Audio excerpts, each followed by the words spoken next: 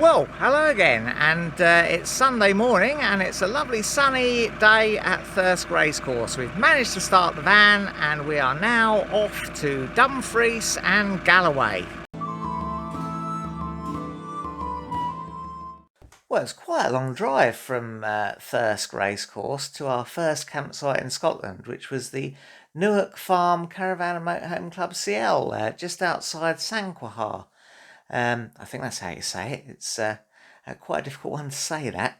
But yeah, lovely scenery we passed through on the way, and the only real fly in the ointment was our concerns about the starter motor and whether we'd get going if we actually stopped. So we tried to push through, but eventually we had to stop for some fuel. Well, we've had to stop for fuel. Fingers crossed she starts again because we're in the petrol station. Well, much to my relief, I had no trouble at all restarting the van after I'd refilled, and we were able to continue on towards our first campsite in Scotland, and very much looking forward to it we were. And soon we arrived at the site. Well, we have arrived at the campsite. It's the Newark Farm, a Caravan and Motorhome Club CL at Sanquhar. So I'm going to have a quick cup of tea and then I'll probably take the bikes off and put the awning up.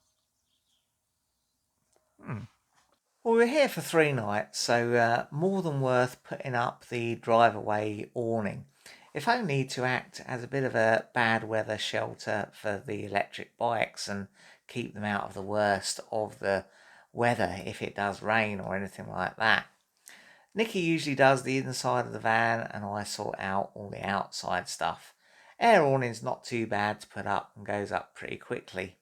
I lowered the jacks on this site as well because we weren't really planning on moving the van, although we did end up driving the van off site one day, so did have to raise those jacks and disconnect the awning.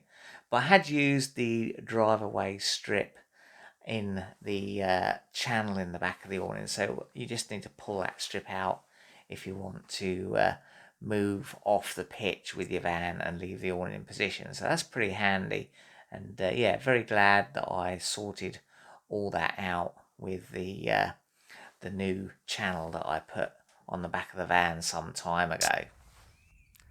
Well, let's have a quick look round this lovely little CL. The first thing you notice, of course, are the fantastic views. Yeah, great view, and we've got this view more or less out of our large picture window in our van of the way we've pitched. And at the moment, we are the only ones here. There is electric hookup on each pitch, and although it all looks grassy, there is this sort of gravelly, hard-standing-y stuff under each pitch as well. Nice fresh water point. We have a little waste disposal point for your chemical waste, and the bins are in here too, and there's recycling and normal waste. And of course there's a nice wastewater point too. And yeah, you really can't beat that cracking view. There's some friendly local residents, and this is the dog walk. Well, of course don't have a dog, but I think I'll walk down here anyway.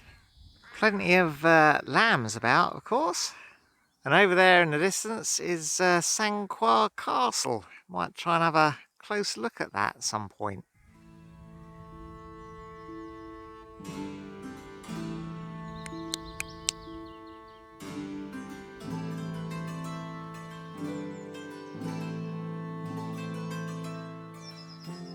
Well, back at the van, and we've just had a lovely bit of salmon for dinner, and I think I'm going to go for a quick walk to see if we can find the castle ruins.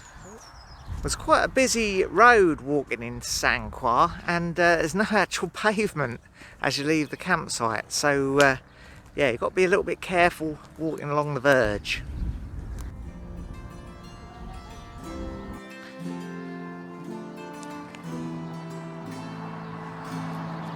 And there is the castle.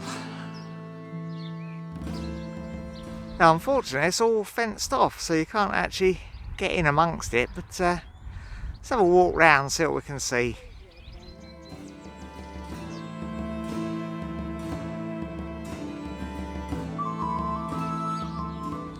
Well, that was a quick walk. We're now heading back to the van. I've been to the local shop and I've got myself what says are some crumpets, but they look a bit like pancakes, so we'll see how they go when we get back.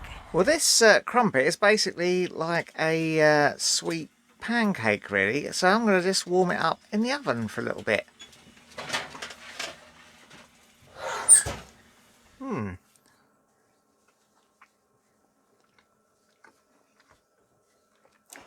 Very nice. Oh, it's a bit later on in the evening and we started to smell a bit of diesel. We've had the diesel heater going, and when I went outside there was thick white smoke coming out of the diesel heater exhaust as if it was running very rich.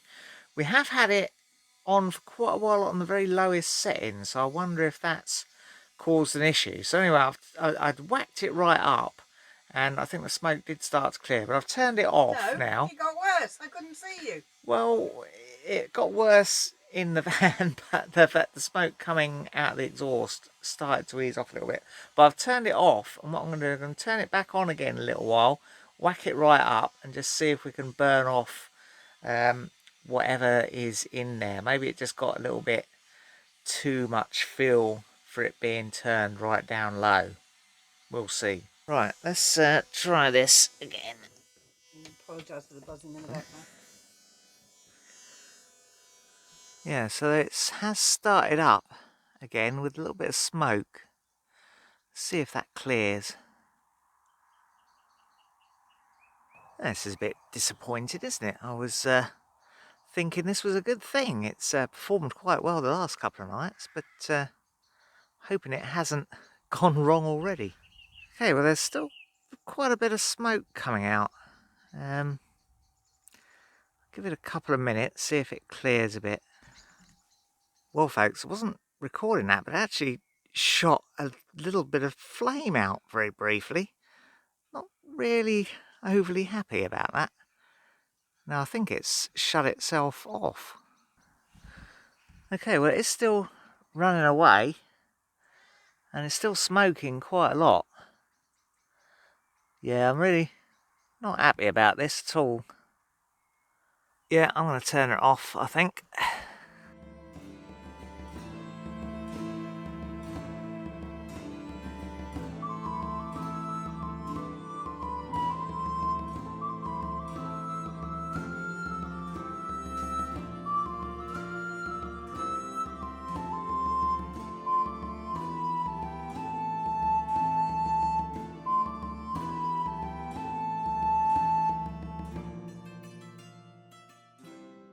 It's a gorgeous sunny morning here, and yeah, I must admit I was on a bit of a downer last night. A bit fed up with obviously the starter motor problems and the diesel heater problems, and Nikki hasn't been feeling too comfortable and been in quite a bit of pain and stuff.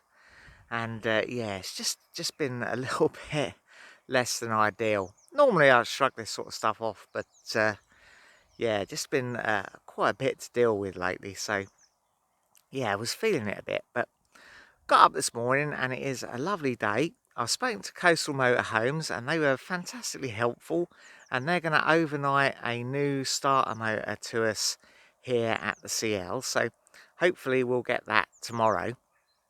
And people on the Facebook support groups for the Chinese diesel heaters were saying that we've just sooted up that heater by running it on low for too long. And we did forget to turn it up all the way to high once before we shut it off. So they're saying just whack it up to high and run it for a little while to clear everything out of it. So we'll maybe try that this morning before we go off for a day out somewhere. Right, let's try whacking that heater up full then.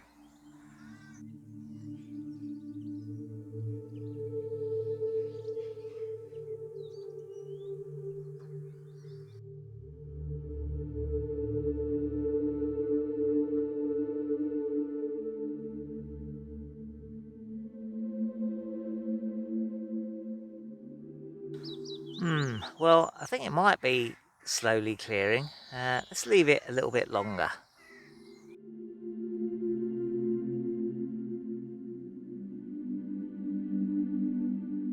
Okay, well it's turned off and we've got all the lights flashing, so I'll have a look, see what fault code that is.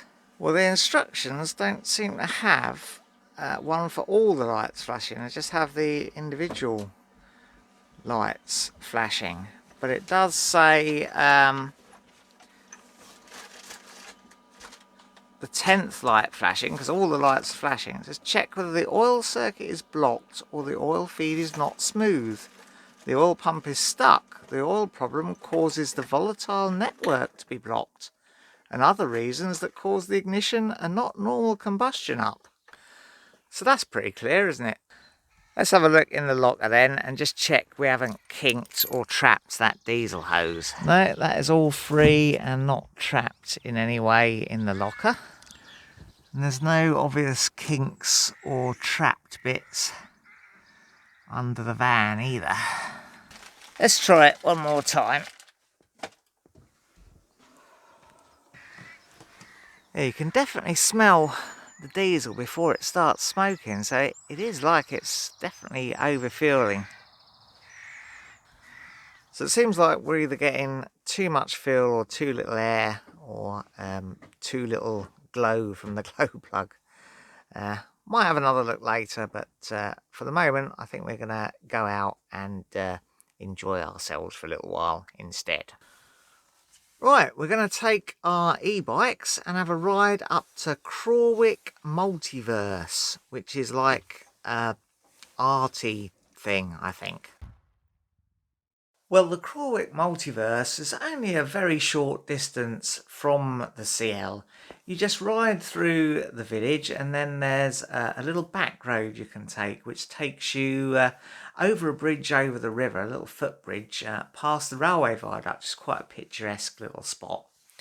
And yeah, the multiverse is not very far beyond there. Has a lovely little reception building which doubles up as a sort of cafe, and of course we had to stop there for a little bit of refreshment before exploring the multiverse itself. Nice cup of coffee. There was a lovely tea as well, and I had a Mars bar cake. And I had lemon drizzle cake, which was delicious. Now we do have to go for a walk. Yeah, very nice. We cycled probably about a mile before we stopped for cake. Yeah, I was actually expecting quite a cycle ride, and then we were here. I was quite surprised. It's only, well, probably about a mile and a half.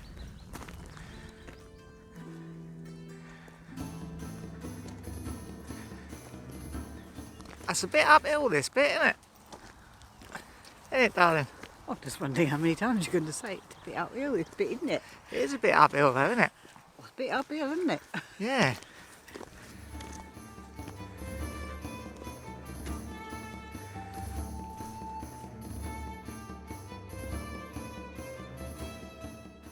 Well, I think we are nearly at the top. Well, it certainly is a beautiful view from up here, if a trifle windy.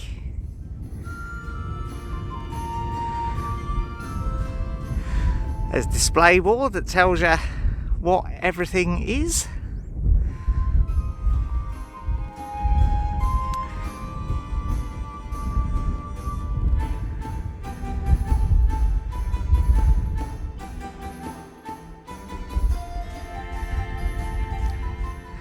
Very whirly, all these sculptures, aren't they? It's a sort of a world of whirliness.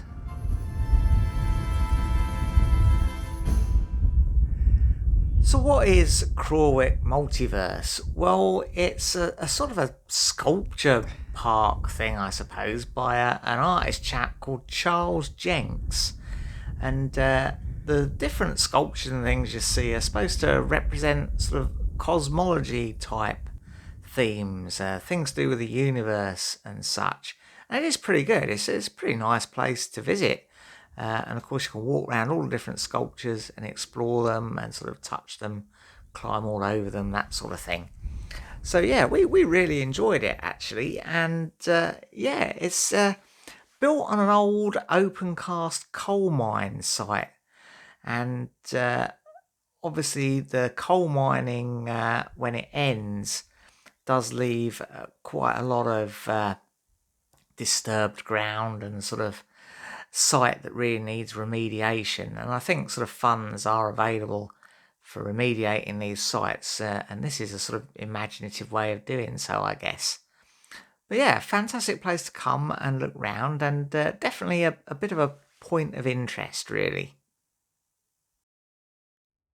I've been explaining the meanings of all these things to Nikki. God help us. In that it's like space stuff, isn't it? Yes, there is a much deeper meaning. I can't get my head around it. And yeah, space stuff. Very good, isn't it? Do you like it? I would like to do the understanding of the colliding of the cosmos and things like that, but I want to do it in my own time. Because you like a bit of space stuff, don't you? I do like the stars and the moon and astronomy. Yes, I love astronomy, and I love architecture. And stones. I like stones and rocks and stuff. Once again, you've left me speechless. It's good though, isn't it? I like it. Yeah, I like it too, but for a very different reason to yourself, my darling.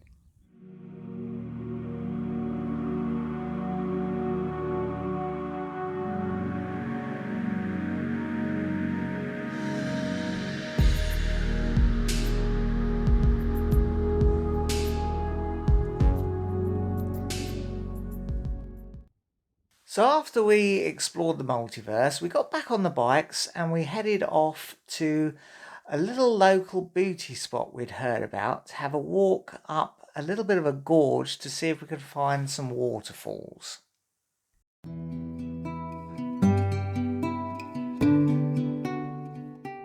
Well, we're going to see if we can go on a little short walk down this path we've found to see if we can find the Euchan Falls, I think they're called. So this, I think, is the Ttxela fountain, and I think there was a plan to make Sanquhar like a spa town at one point for the health-giving waters, because it's being a Ttxela spring. It's I think that's how you say it. It's very iron rich.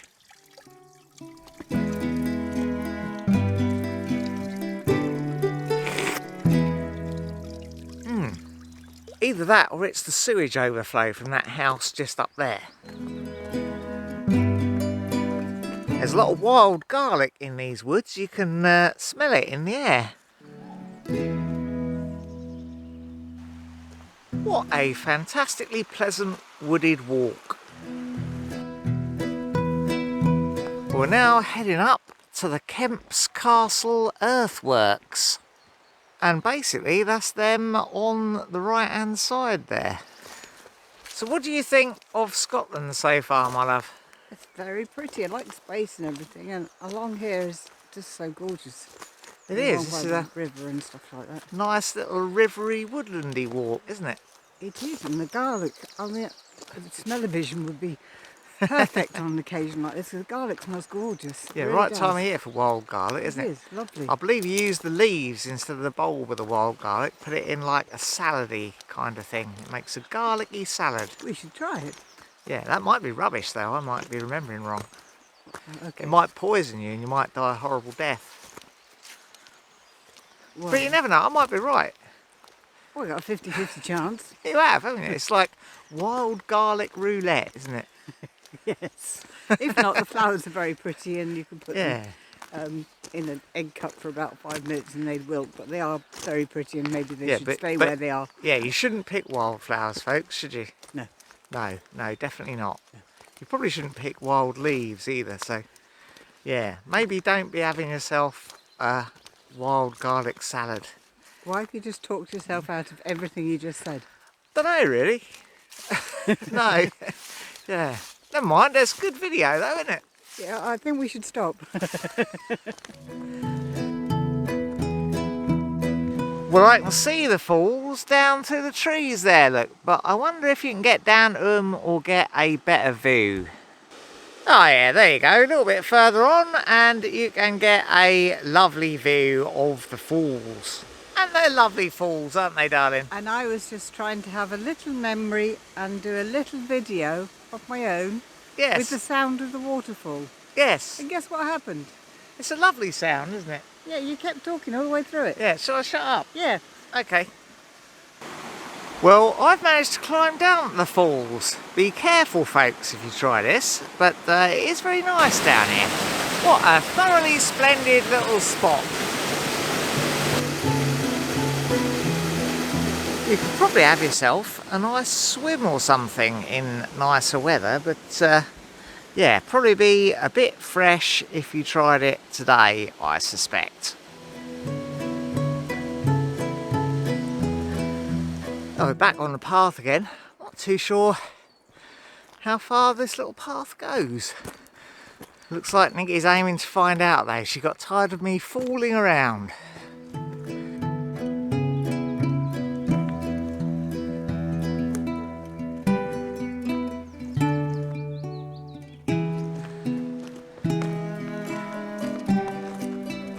Well, the path up here just joins the road and then we'd have to walk back along the road. So I think we're going to retrace our steps through the woods back to the bikes. What a lovely little walk this is. Right, back to the bikes and then back to the motorhome, I think. Well, unfortunately on the way back, Nikki's electric bike kept cutting out every time she went over a bump and we had to keep resetting it with the main power switch here. When it went out, we couldn't get any battery indication here that we normally get with the battery on. That was dead as a dodo. So we had to turn the main switch off here and back on again to get it back into life. So I'm wondering if there's a problem maybe with the controller in the battery. Might have to have a look at that later on. Well, it's a bit later in the evening. I've been having a look around the old e-bike that Nikki's got, and I've tried cleaning up all the connections with contact cleaner and that sort of thing, and it just cuts out as soon as you turn it into the power assist level 3. It's alright level 1 and 2, but as soon as you get to level 3 it cuts out. And yeah, the first time it cut out was when Nikki was trying to get up a hill. So yeah, I think it's cutting out under load, and from what I'm reading onto internet, that's most likely a battery problem. And that seems likely because we can reset everything just by turning the battery off and on again. But as soon as you put it under any noticeable load, then it cuts out. Now I'll put the battery on charge and we'll see if that solves the problem with a fully charged battery, but I suspect if it does, we'll only get a similar sort of range out of it that we got today, which is only a sort of handful of miles really. So that's going to limit us a bit in what we can do on this trip. We'd planned on doing a lot of riding around on the e-bikes, and that's not going to be possible if Nikki's is not working. I also had another go at the diesel heater. I got under the van and I ran the pump on the priming cycle and just made sure there was all the air out of that diesel line again. There was a little bit of a bubble in it, which I'd obviously either missed the first time I did it or has reintroduced itself. Now I cleared that and we fired up the diesel heater and we had exactly the same, the white smoke. Now I've been looking online and there is a little hole by the glow plug which admits air that apparently if it's blocked can cause this problem. So I might have a little go at seeing if I can clear that.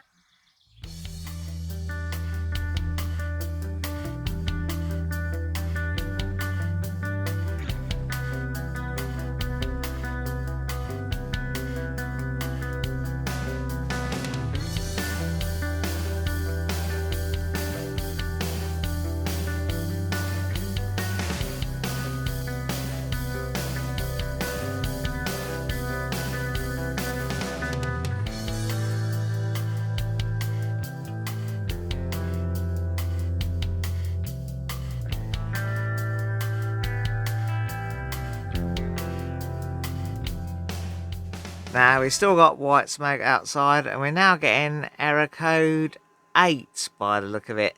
And the Sioux Indians are on their way. Yeah. John Wayne's leading the gang. So whatever I did there didn't really do much, I don't think, in terms of solving the problem. Well, there you go. They say trouble comes in threes. We've got the starter motor, diesel heater, and now Nikki's e-bike not working. But hopefully we'll get the new starter motor arrive by the overnight courier tomorrow. So what about my starter motor? Your starter motor? There's no hope for that. Yeah. Oh so no, it's my battery, isn't it? Not your my starter, battery. my battery. Yeah, your battery is faulty. I think that's the issue anyway. So yeah. Anyway. We're going to sign off this video here, I think, and we'll see you hopefully with something at least working in the next one.